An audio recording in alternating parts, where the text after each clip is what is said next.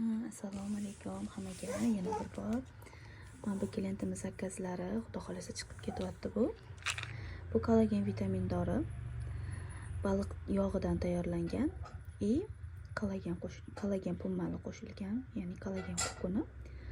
Bu nimaga foyda? Bu ajinlarni yo'qotadi va erta qarish oldini oladi, tirnoq sinish, soch to'kilish, terini yomon bo'lib ketishi.